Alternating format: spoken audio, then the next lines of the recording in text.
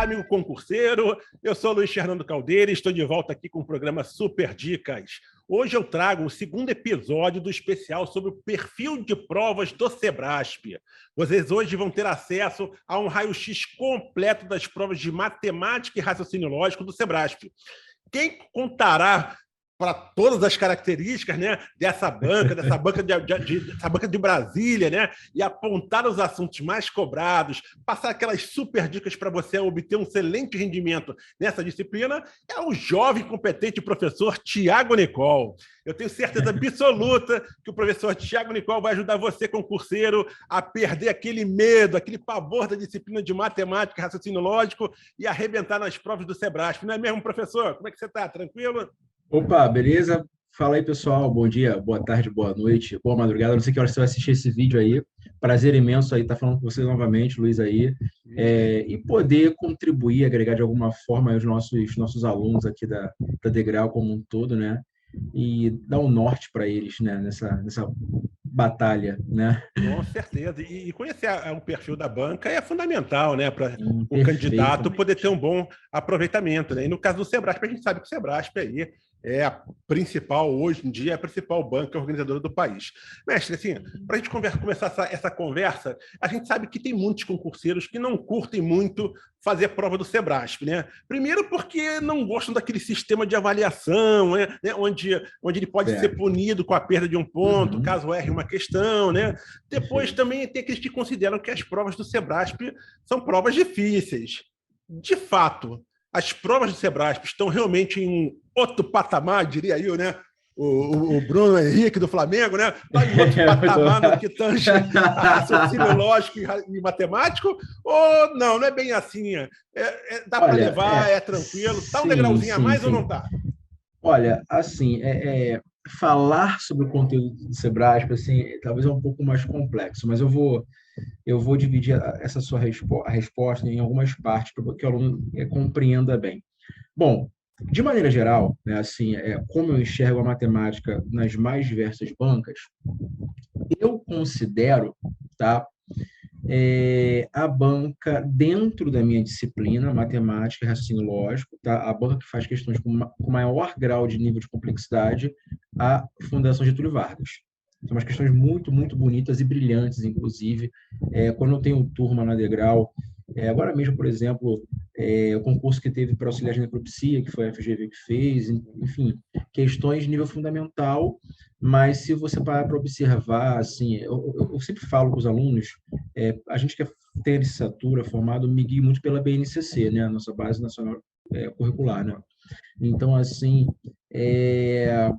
o currículo mínimo, por exemplo, uma questão de nível fundamental, é aquele currículo forte, por assim dizer, completo. Então, a banca FGV como um todo, por exemplo, ela tem grau de complexidade de alto para avançado, mesmo para um concurso que seja nível fundamental. Porque as pessoas acho que tem uma falsa ilusão de achar que assim, porque o concurso de nível fundamental é fácil, então eu que tenho nível superior, eu vou fazer esse concurso porque para mim é tranquilo. Só que eu falo, por exemplo, regra de três simples. Eu posso perfeitamente fazer uma questão num simulado qualquer, para um concurso qualquer, que ninguém vai acertar, sabe? Então, assim, eu diria que no caso do SESP especificamente, tá? Vendo um universo, ele tem basicamente grau de complexidade de média para alta, tá? Então, para mim, na minha opinião, dentro da minha disciplina, não é a banca mais terrível, né? Assim, não sei como é que está a vertente dessas disciplinas, né? Então, eu né, imagino que, assim como nas outras bancas, disciplina A, B ou C tem um nível de complexidade um pouco maior, enfim, algo do tipo. Mas uma coisa que eu também observo bastante no SESP, que eles costumam pesar a matemática em termos de conhecimento, né? Às vezes eles colocam uma questão mais, por exemplo, uma questão, último concurso agora recente da Polícia, agora não me falha a memória se é PRF ou se foi PF, tá? Eles colocaram uma questão de porcentagem, que é um assunto recorrente em todas as bancas, tá? Ele cai em tudo que é concurso, e eles misturaram uma questão de porcentagem com função quadrática. Então, olha só, eles colocaram 2 conteúdos de matemática, de uma questão que é relativamente simples, eles aprofundaram para uma função quadrática. Então, assim, para o CESP especificamente, Luiz, eu acho, né, assim, no geral, de médio para difícil, mas vai depender também do cargo em questão. Eu acho que esse é o ponto-chave. Isso que eu ia perguntar. O cargo, às vezes, o nível de escolaridade influencia no nível da prova do Sebrasp? Isso, influencia. Nesse caso, influencia muito. Perfeito. Então, assim, é uma banca que tem um grau elevado de complexidade, de médio para alto, que você falou, né? Isso. Um pouco abaixo, talvez, da FGV. Seria isso, então? Isso. Em linhas gerais, seria isso. Isso, perfeito. Talvez seria a segunda banca aí com nível de complexidade mais alto. Podemos colocar dessa forma? Isso, porque acontece, acho que é uma questão meramente psicológica. Eu acho que fica mais difícil na cabeça do candidato justamente pelo fato de você, se você errar a questão, não está dominando bem o assunto, sim, você perder a pontuação. Eu acho que o nível de dificuldade em si não é nem no conhecimento do conteúdo programático do edital, mas justamente de você escorregar e perder a pontuação. Se fosse uma questão, se fosse uma prova de múltipla escolha, como de vez em quando o próprio SESP faz, né? O candidato fica um pouco mais confortável e tudo mais. Tá? Beleza? Perfeito. E, cara, mestre, o que caracteriza, então, as provas de matemática e raciocínio lógico do Sebrasp, né? Aliás, só aqui fazendo um parênteses rapidinho, o professor tem comentado falando muito CESP também, né? Porque o CESP e o Sebrasp é a mesma coisa. O Sebrasp, para os nossos ouvintes, então, de repente a gente pega aqui algum internauta um pouco mais novo nesse mundo de concursos, não sabe que o Sebrasp, né, é o nome novo do CESP, né? O CESP era a Banca de Brasília, né? Da Universidade de Brasília, que se tornou Sebrasp, mas é muito comum todo mundo também falar CESP, né? Então eu queria que você, mestre, falasse então um pouquinho o que caracteriza efetivamente então as provas de matemática e raciocínio lógico do Sebrasp, o antigo CESP. Tem o quê? Tem enunciados grandes, cansativos, não, são bem tranquilos. Então, sei lá, usa a palavra-chave para tentar enganar o candidato, coloca o candidato em situações práticas. Como é que é a prova, né, de matemática, raciocínio lógico do Sebrasp? Certo. Então, olha só, as questões, elas costumam ter enunciados mais curtos, tá? Às vezes tem um textinho ou outro, mas o texto 4 a 5 linhas, aí a partir daquele texto você tem que responder uma assertiva, né, uma proposição qualquer. E no perfil, muitas vezes acontece de ter uma palavrinha para poder te enganar, né? Então, assim, podemos concluir que não alguma coisa, sendo que, na verdade, de acordo com o cálculo que você vai fazer lá, ou se for uma questão de raciocínio lógico, mas com a estrutura lógica, você vai ver que o não, na verdade, é o sim, então está errado. Então, às vezes, eles fazem um jogo de palavras, colocam uma palavra para poder trocar o sentido lógico justamente do que ele está trabalhando, e você, naquele nervosismo, caso você não esteja muito atento, né, você acaba escorregando. Esse jogo de palavras aí, a gente pode considerar como uma pegadinha da banca ou não? Isso, eu ia falar justamente agora, complementar justamente as famosas pegadinhas, né? A gente gosta muito de trabalhar nessas pequenas coisas. Ah, legal, legal. E, mestre, de um modo geral, assim a gente percebe, né, que tem muitos programas, né, muitos conteúdos programáticos. É lógico que isso às vezes varia um pouquinho de concurso para concurso, onde eles misturam a matemática e o raciocínio lógico, né? Ou seja, o programa não é só matemática, o programa não é só raciocínio lógico, é um pouco de cada. O Sebrasp faz muito isso ou não? Ou geralmente faz, né? Bastante. Faz bastante. Porque assim, se você for para assim, por rigor matemático, né, como a gente fala, isso não só o CESP, tá? São várias bancas como um todo. Eles colocam como uma disciplina RLM, Raciocínio Lógico Matemático. Sim. Né? Mas, assim, o que as pessoas têm que entender é que a gente tem, dentro da matemática, o que a gente fala é da lógica proposicional, que aí vem aquela parte da tabela verdade, negações, proposições equivalentes. E a gente tem aquela parte de no caso, a matemática mesmo, que seria a álgebra, geometria plana, geometria espacial, aritmética. Então, eles juntaram num pacote RLM, raciocínio lógico matemático. Né? Eles meio que condensaram tudo numa coisa só. Então, assim, o CESP, por exemplo, quando ele coloca RLM, ele tem um edital padrão. Então, se você parar para olhar, assim, por exemplo, o edital da PF, o edital da PRF, comparar esse edital agora desse concurso para o penúltimo concurso, não mudou absolutamente nada. São as mesmas coisas, né? Então, assim, é meio que um corte e cola. E dentro desse edital, se você for parar para olhar, né? Acredito que seja até a próxima pergunta, né, sobre os conteúdos que você vai falar, Provavelmente. mas acho que tá meio interligado. Tem lá, por exemplo, assim, um dos tópicos que é padrão. Problemas aritméticos, algébricos e matriciais, tá? Problemas aritméticos, algébricos e matriciais. É sempre esse termo que ele usa. Então, o que acontece? Quando a gente fala de problemas aritméticos, né, sempre, se você fizer um pente nas questões, um pente fino, né, você vai perceber que é o que a gente chama de progressões, né? PA, progressão aritmética, PG, progressão geométrica, tá? Quando a gente fala de problemas matriciais, está falando sobre matrizes, determinantes, sistemas lineares. Então, esses são assuntos, né, que estão dentro da matemática e não dentro da lógica proposicional. Então, eles acabam juntando, né, conteúdos aí e fazem de duas matérias, né, por assim dizer, uma única matéria.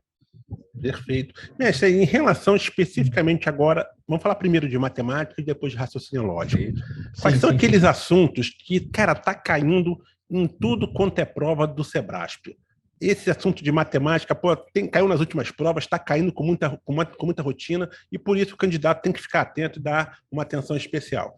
Sim, sim. Dentro de matemática, né, basicamente assim, os estados do SESC estão vindo mais como RDM, né? Certo. Mas dentro de matemática, especificamente, que eu posso falar assim, sem sombra de dúvida, é porcentagem.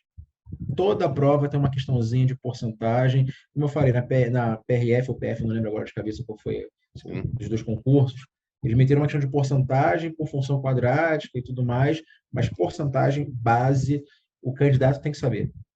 Tá? Tem Juros que saber também?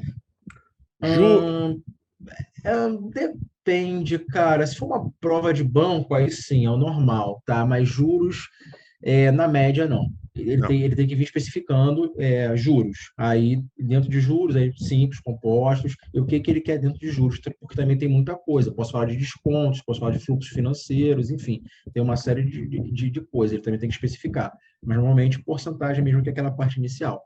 Certo. Mais algum ponto de matemática assim que você possa destacar, que também que é muito rotineiro de cair em provas do Sebrasp?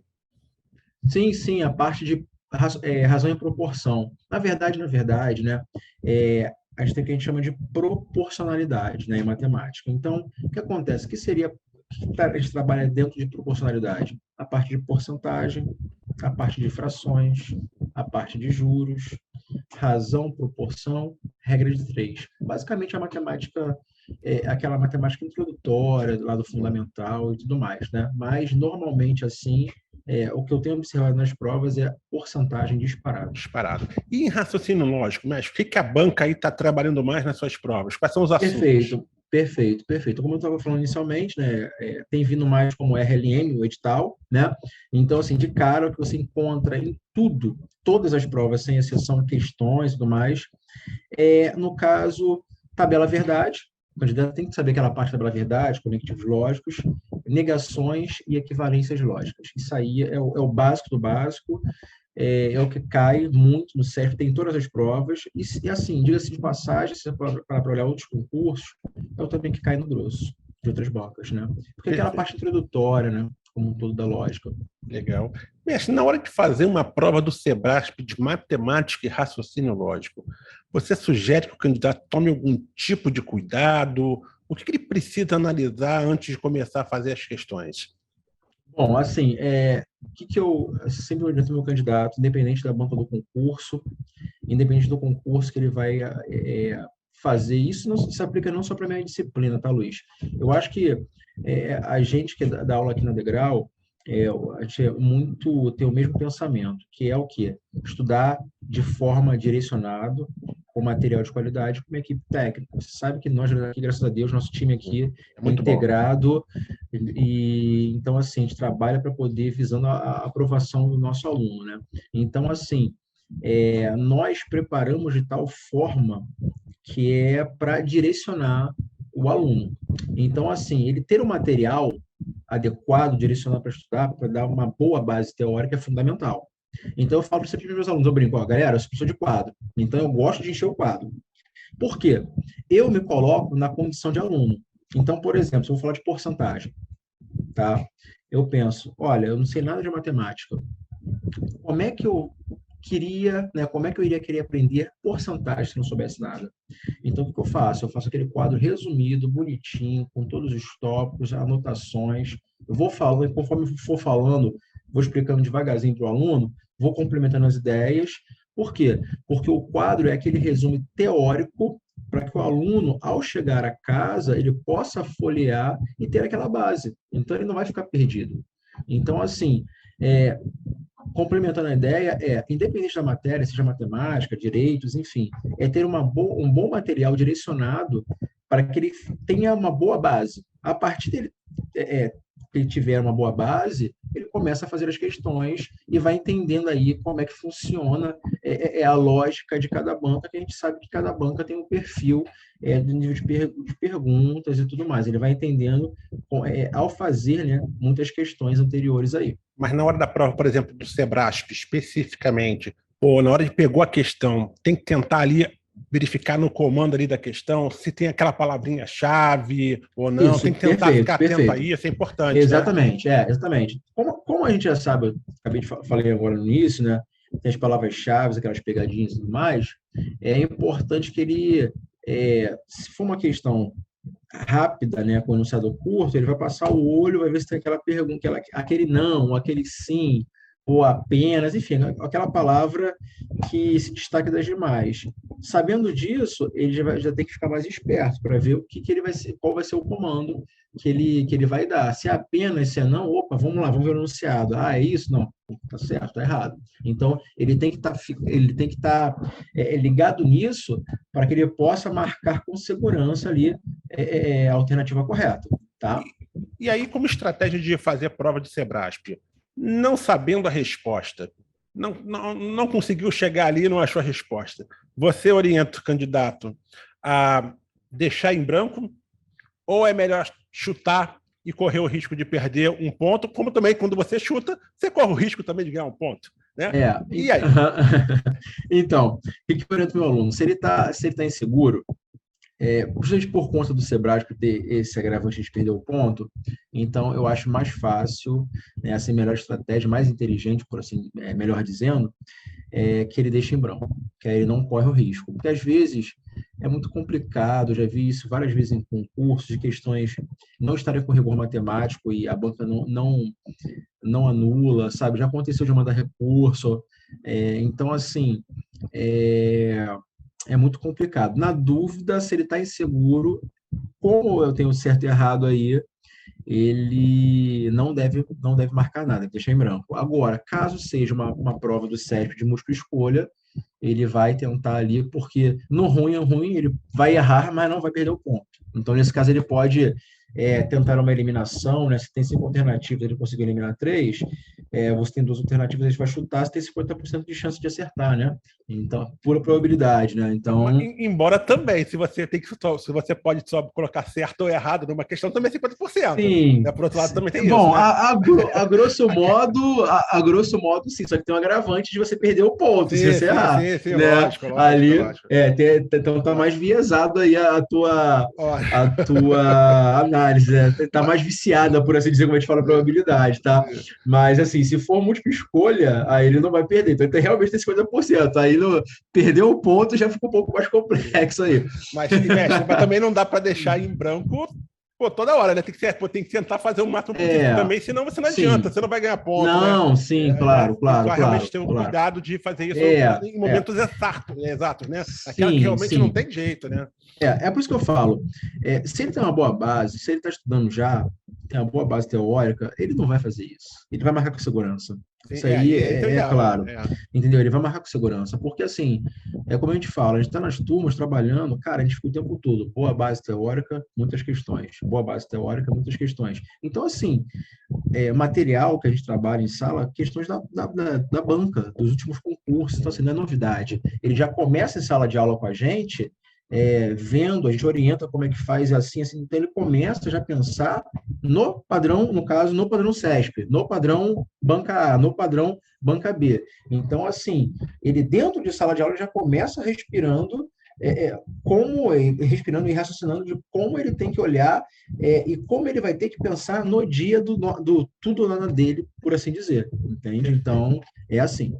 Show. Mestre, agora a gente vai chegar naquela parte aqui do nosso programa, onde a gente vai fazer aí a correção, né? Que você vai apresentar duas questões sim. de matemática, raciocínio lógico aplicadas pelo Sebrasp, né? Que comprova aí tudo isso que você falou ao longo da nossa entrevista. Vamos lá, você compartilha a tela então aí com os nossos internautas aí, mestre. Vamos ver qual é a primeira questão. Sim, aqui compartilhando. Só um minuto. Tranquilo. Vê se apareceu aí. Está aparecendo, está começando, está iniciando, já vai entrar. Vamos lá. Demora um pouquinho às vezes mesmo. Se o internauta sabe disso, entende. Vamos lá. Entendi isso.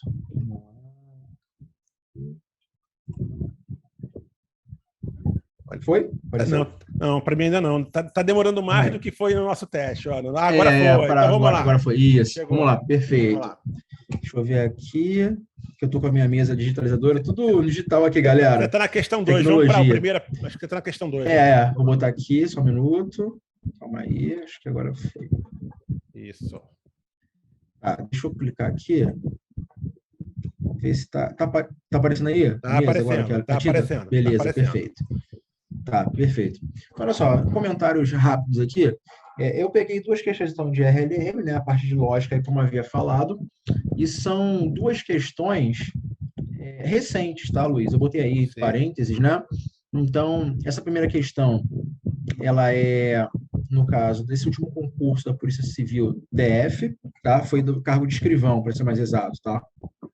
E tem uma outra questão que é a próxima, que é da Cefaz do Ceará, que a gente vai ver com calma aí, tá? Olha só, então, como eu havia falado aí, o candidato ele tem que saber muito bem com relação à tabela verdade, equivalências, lógicas e negações, é o que cai disparado dentro desse conteúdo. Tá?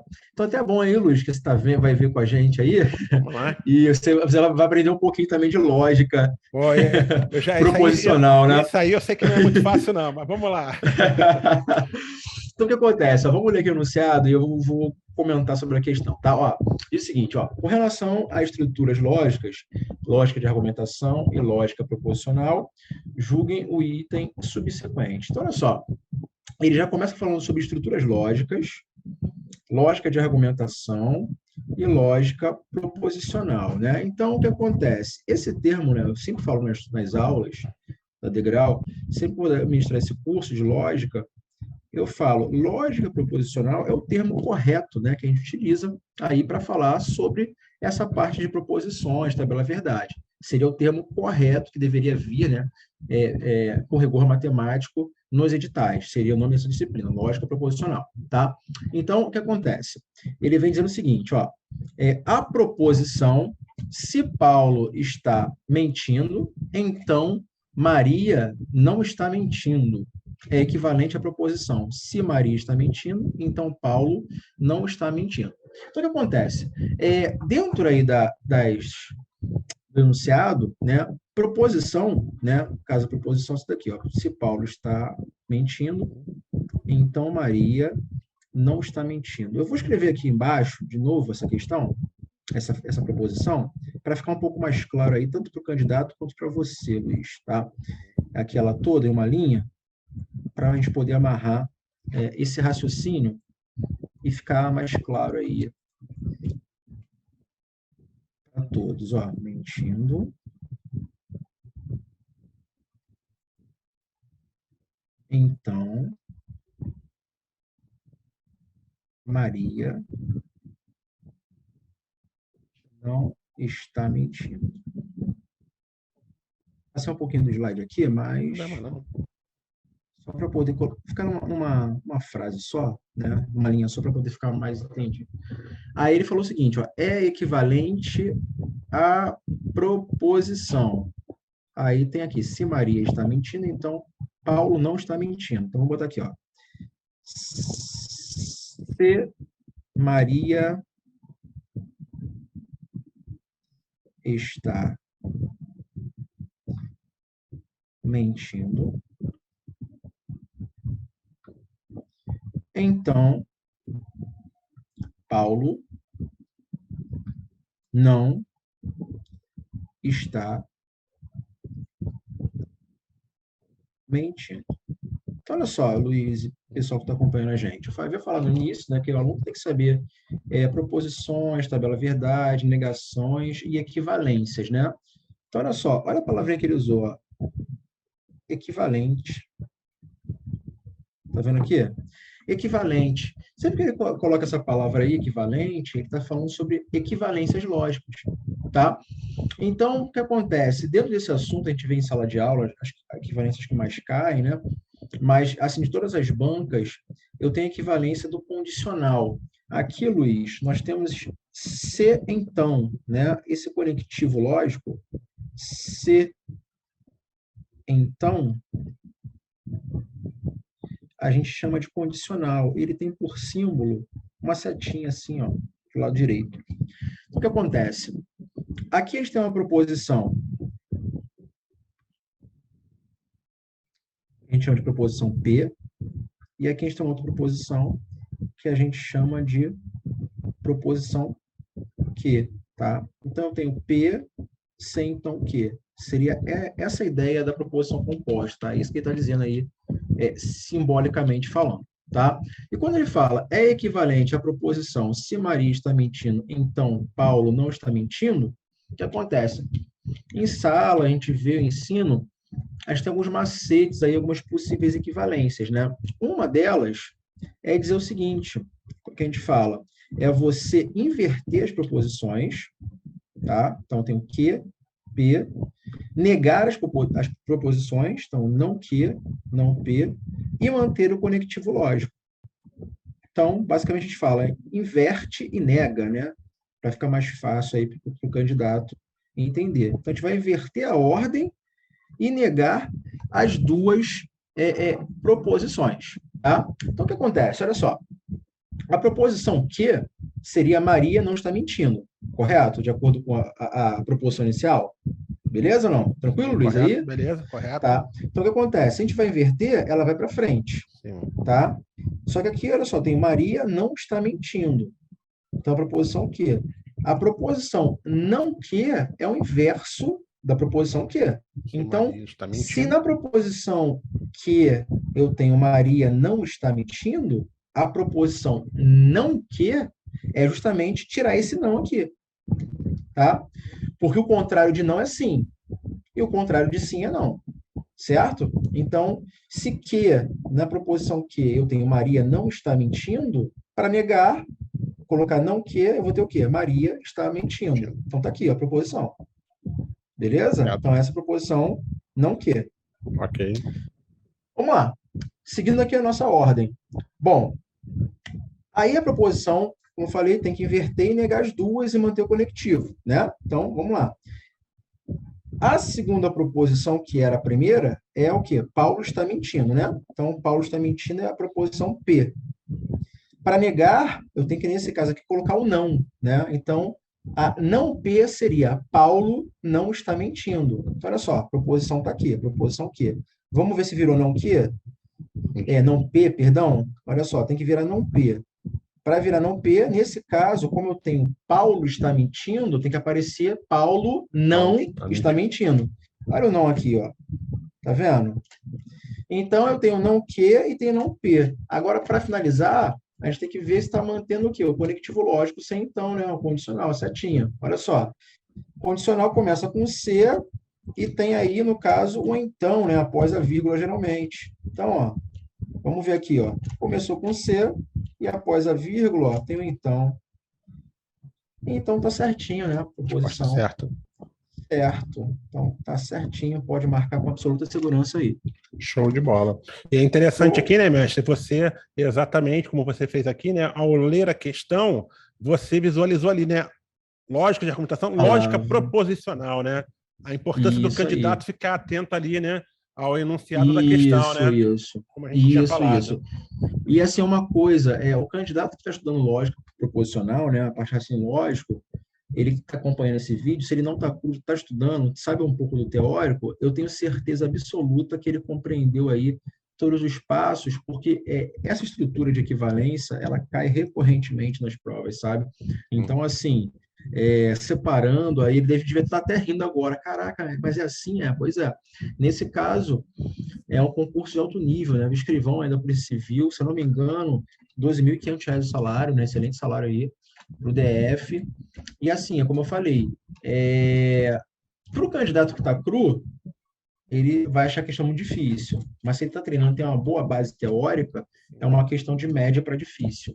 Tá certo? Ele tem que saber aí, se atentar, ver a palavra equivalente, que é a nossa palavrinha-chave, o comando aí, saber o teórico, né, as estruturas lógicas como um todo. Enfim, se ele sabe isso daí, ele vai marcar com absoluta segurança isso aí. Beleza? Perfeito. Quer partir para a próxima, então? Vamos lá? Próxima. Então, próxima questão.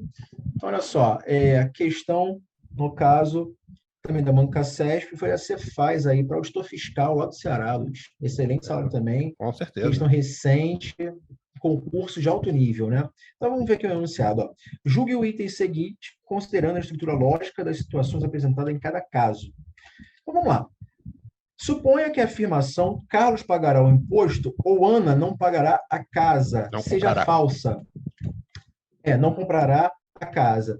Seja falsa. Nesse caso, é correto concluir que Ana comprará a casa. Vamos lá. Então, o candidato vai ver assim, nossa, é falsa, tá? Vamos entender aqui com calma. Essa é uma questão, quando ele fala falsa, ele tem que olhar, logicamente falsa, enfim, são palavras-chave, tá? Falso, logicamente falso. Quando ele afirmar, no caso que ele der uma proposição composta, ele tem que lembrar sempre da tabela verdade, né? Das tabelas verdade, referente aos conectivos lógicos, né?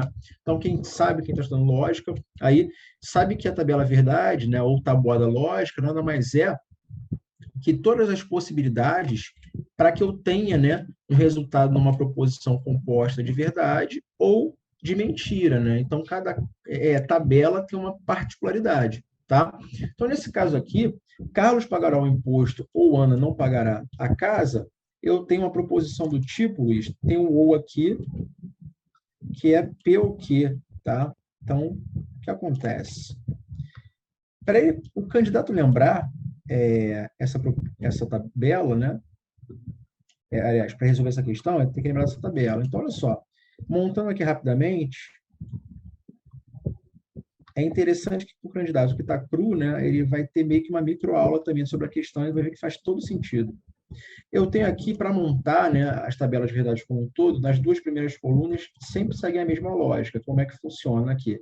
Eu tenho, né, no caso, uma tabela com 4 linhas, no qual a primeira coluna a gente tem metade verdadeiro, metade falso, e na segunda coluna eu tenho intercalado VF, VF, tá? Nesse caso aí, no caso, esse conectivo ou, tá? Essa disjunção, como a gente chama, né?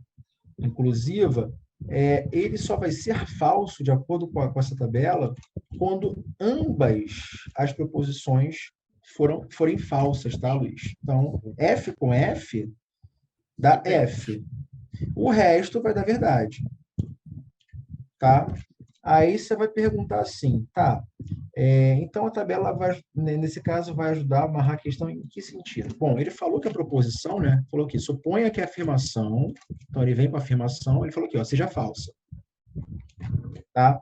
Bom, se é falso, a partir da tabela verdade, para que seja falso, ambas as proposições têm que ser falsas. Não é isso? Isso aí. Então, Carlos pagará o imposto, tem que ser falso, ou Ana não comprará casa, tem que ser falso. Tem que ser falso. Beleza? Okay. Aí ele fala assim, nesse caso, é correto concluir que Ana comprará a casa. Então, vamos lá. Ana não comprará a casa é falso. Correto? Correto. Ele falou que é falso. Agora ele fala assim, nesse caso é correto concluir que. Se ele falar é correto concluir que, então é verdade que, né? É verdadeiro. Então, se Ana não comprará a casa é falso, Ana comprará a casa, é verdadeiro ou falso? E aí? O que você acha? Se ela vai comprar, é verdadeiro. Verdadeiro, perfeito. E aí, como é verdadeiro e falso, vai dar verdadeiro. Beleza, mas nesse caso aqui está perguntando somente para essas proposições. Tá. Okay. Ana não comprará a casa e Ana comprará a casa. Perfeito. Se Ana não comprará a casa é falso, Ana comprará a casa é verdadeiro, como você falou. Correto. Não é isso? Isso. Ele falou assim, então nesse caso é correto concluir que Ana comprará a casa. É isso, é verdade. Verdade. Se é verdade, a questão está certa. Tá Acabou. Certo. Exatamente. Não é complicado, mas tem que entender aí, né? Essa lógica aí da tabela, né? Exatamente, é por isso que eu falo. Aqui, de repente, você está achando um pouco confuso em alguns aspectos, mas aí como é que a gente faz? Trabalho teórico, né? De pouquinho em pouquinho, para que as coisas se conectem e façam sentido. É como eu falei, se o candidato aí que está assistindo está cru, não tem o conhecimento, ele vai ficar perdido. Meu Deus, ele está falando grego aqui. Mas a partir do momento que a gente começa a entender, estudar, né, toda na ordem sequencial, né, cronológica do que tem que ser feito, né, dentro da base teórica do estudo da lógica profissional, faz total sentido aí. Tá? Muito bom, mestre. Vou pedir para você então descompartilhar, se não vai fazer mais nenhum comentário sobre a questão. Beleza. Vou tirar aqui. Calma aí, foi. Então, show de bola. Então, mestre, agora assim, para a gente finalizar aqui esse nosso programa, eu queria que você deixasse mais alguma dica, mais alguma orientação aí para que os candidatos possam, de fato, ter um excelente desempenho em provas de matemática e raciocínio lógico do Sebrasp. Certo. Com o maior prazer. Então, assim, eu acho que o caminho aí, seja em quaisquer disciplinas, eu brinco até com os meus alunos e tal de curso hoje em dia, até hoje eu resolvo questões, até hoje eu faço boas questões, primeiro porque eu gosto muito da minha disciplina, né? Mas segundo porque é uma maneira de estar sempre atualizado, poder orientar, poder dar uma boa base para o meu aluno, né? E assim, esse é o caminho de você desenvolver o seu conhecimento, tá? Então, assim, o que eu sempre oriento para os meus alunos? Galera, olha só, cara, tá com uma boa base teórica, tá dominando os conceitos, no caso, fazendo referência lógica aí novamente, decorou as tabelas, sabe as estruturas de equivalência, sabe as negações, vamos partir para a guerra. Faz questão e se erra, contabiliza, tem uma planilha, né, organizada de conteúdos, está errando, marca porque está errando, depois revê, porque de repente tem alguma coisa errada na base teórica. Quando o aluno erra a questão, é porque está com um problema na base. É sempre assim. Então, está errando tal questão, alguma coisa aqui assim, assado, se não foi o erro de conta, por exemplo, né? Não, em lógica é decoreba, né? Estrutura, não tem cálculo normalmente, né? Então, assim, se ele errou em lógica uma questão, ele está com erro na base. Então, ele tem que verificar a base teórica dele, onde é que está errando, se o material está adequado, se ele está bem orientado. Fora isso, é fazer questões o máximo possível para poder se desenvolver. Porque, assim, acaba se repetindo, né? Eu estou falando de laranja, depois eu vou falar de suco de laranja, depois eu vou falar de mousse de laranja, enfim, acaba mudando, né? Ele pode colocar nessas questões aí, ele falou de Maria, né? Eu posso falar numa outra questão, no outro concurso de Joana, eu posso falar de Paulo, Pablo, contar a mesma historinha, cujo corpo você analisar aí qual é a equivalência do condicional, que é o que mais cai nas provas. Então, assim, por isso que eu falo, a base teórica tem que estar bem definida. Por quê? Se ele tem uma boa base, ele vai fazer muito bem a questão A do concurso A da CESP, a questão B do concurso B da CESP e assim por diante. Perfeito, mestre. Cara, excelente as suas explicações, a sua didática. Quero agradecer muito aqui a sua participação. Tenho certeza aí que os nossos internautas aprenderam muito aí sobre o perfil de prova do Sebrasp, né? E com isso vão estudar aí de forma mais focada e, consequentemente, estudando de forma mais focada, vão obter aí um excelente rendimento nas próximas provas de matemática e raciocínio lógico. Exatamente. Que forem elaboradas aí por essa banca, o Sebrasp, o antigo CESP. E você, concurseiro, gostou dessa entrevista? Então, não deixe de dar o seu like aí nesse vídeo, né? Também não deixe de se inscrever no canal da Degrau Cultural aqui no YouTube, pois assim, toda vez que um novo vídeo for ao ar, você vai receber uma notificação. Inclusive, o episódio número 1 dessa série sobre o perfil de provas do Sebrasp já está lá no nosso canal, né? Vocês podem conferir aí uma super entrevista que eu fiz com a professora Sônia Paulino, de língua portuguesa. Nos próximos dias, vocês poderão também conferir os vídeos sobre o perfil de prova de direito administrativo, de direito constitucional e de informática. Convido vocês também a acompanhar as nossas redes sociais, o Facebook, o Instagram, o Telegram, o nosso blog de notícias da Degrau Cultural e o podcast Hora do Concurso. Então é isso, pessoal. Um grande abraço a todos e até a próxima. Tchau, tchau, gente. Valeu!